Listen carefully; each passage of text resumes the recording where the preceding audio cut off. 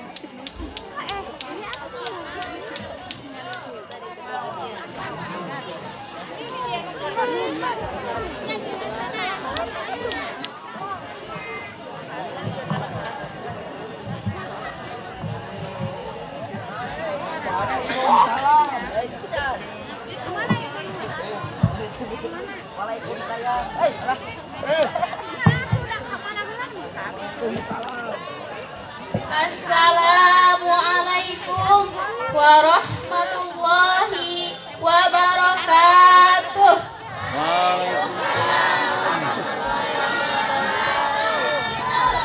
Bismillahirrahmanirrahim. Alhamdulillahilladzi nawwata bitilawatil Qur'an wahdi hayatana bi ayatil Qur'an. Assalatu wassalamu ala man anzalallahu bihil Qur'an wa ala alihi wa sahbihi ajma'in. Amma ba'du. Fala haula wala quwwata illa billahil aliyyil azim. Kepada para ulama, para kiai, tokoh masyarakat yang saya muliakan, kepada Bapak Ibu yang saya hormati, hadirin semua yang saya hormati, teristimewa santri wal santriyah Miftahul Huda yang saya banggakan dimanapun kalian berada. Semoga kita semua tetap berada dalam lindungan Allah. Amin amin ya Rabbal alamin. Pertama-tama dan yang paling utama, marilah kita panjatkan puja dan puji syukur kepada Dat yang telah menciptakan dualisme dunia yang mana tidak akan pernah bertahan satu jika tidak ada dua, sehingga terciptalah langit dan bumi, bulan dan bintang, lautan dan daratan, si cantik dan si buruk rupa, hingga sempurnalah kehidupan di alam semesta ini. Kedua kalinya, sholawat serta salam semoga senantiasa terus mengalir deras kepada Rasul pemimpin umat yang menyirna produk kriminal dan maksiat, yang mengorbit cahaya selamat, yang mampu memberi syafaat kepada umat besok di hari kiamat. Beliau adalah Nabi Agung Rasulullah Muhammad.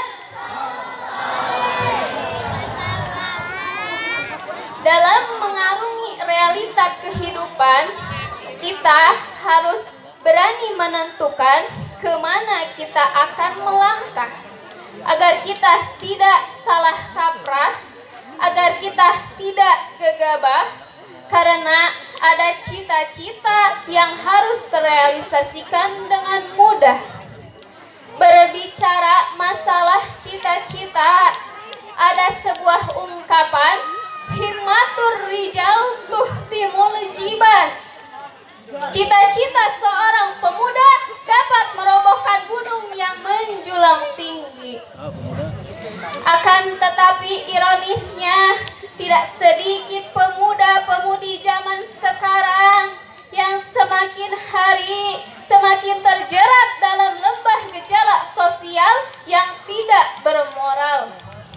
Semakin hari semakin terjerumus dalam perlombaan-perlombaan yang haram. Bahkan tidak sedikit dari mereka yang terlena dengan kenikmatan sesaat yang menimbulkan penyesalan yang berkepanjangan. Lalu, bagaimana pandangan Bumi Pertiwi dan agama Islam dalam menyikapi kehidupan pemuda-pemudi yang penuh dengan fenomena ini? Sebagai jawabannya, izinkanlah saya menyampaikan sebuah dakwah yang berjudul Semangat Generasi Muslim Milenial Demi Indonesia Tangguh. Dengan landasan Al-Quran Surat At-Taubah ayat 105. A'udzu billahi minasyaitonir rajim. Bismillahirrahmanirrahim.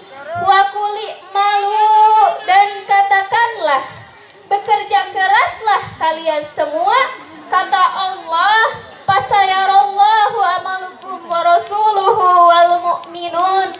Al-ayah, sadaqallahul azim. Maka Allah dan Rasulnya serta orang-orang mukmin akan melihat pekerjaanmu. Artinya, jika kita rajin bekerja, mau berusaha, dan gemar beramal di jalan Allah Subhanahu wa Ta'ala, maka kita akan mendapatkan masa depan yang cerah dan menjanjikan. Alhamdulillah. Namun sebaliknya, jika kita malas bekerja, tak mau berusaha, dan enggan beramal di jalan Allah Subhanahu wa Ta'ala, maka bersiaplah menghadapi masa depan yang suram, mengenaskan, bahkan mengerikan. Karena apa? Karena insan pemalas tak akan merasakan manisnya madu, melainkan dia akan tenggelam bersama pahitnya empedu. Na'udzubillahi min. Hadirin rahimakumullah. Perlu kita ketahui bahwa tantangan dan perang yang dihadapi generasi muda saat ini, insya Allah tak kalah hebatnya dengan perang Badar, tak kalah dahsyatnya dengan perang Khandaq, dan tak kalah ngerinya dengan perang Uhud. Ini adalah perang ideologi yang dibungkus dalam dunia teknologi. Menurut Amar Ahmada, dalam penelitiannya yang berjudul Social Media and the Challenge of the Future Millennial Generation, memaparkan bahwa pemuda-pemudi terdeteksi sebanyak 73,27% intens dalam menggunakan teknologi. Jika seorang pemuda-pemudi tak mampu mempertahankan keyakinannya, maka rusaklah ideologinya dan dangkallah akidahnya, sehingga terpecah belahlah umat bangsa ini. Lalu, apa yang harus dilakukan generasi muda untuk memperkuat dan mempertangguh Indonesia di era milenial ini? Menurut Dr. Umar Sulaiman Al-Asghari, wahai generasi muda, bekerja keraslah kalian semua sesuai dengan kapasitas dan skill masing-masing. Yang mahir di bidang ilmu agama, gunakan ilmunya untuk memajukan agama dan negara. Yang mahir di bidang sains dan ilmu teknologi, gunakan untuk memajukan agama dan bangsa. Dan yang jago-jago di bidang apapun itu, gunakan untuk memajukan agama, bangsa, dan negara, sehingga menjadikan Indonesia lebih kuat dan lebih tangguh. Namun saudaraku, itu semua harus dibingkai dengan akhlak mulia. Sebab apa? Sebab tidak sedikit zaman sekarang orang-orang pintar yang berjiwa tidak benar, dan tidak sedikit oknum-oknum kontraktor yang memakan uang kotor. Karena apa? Karena dia tidak melandasi ilmunya dengan akhlak mulia.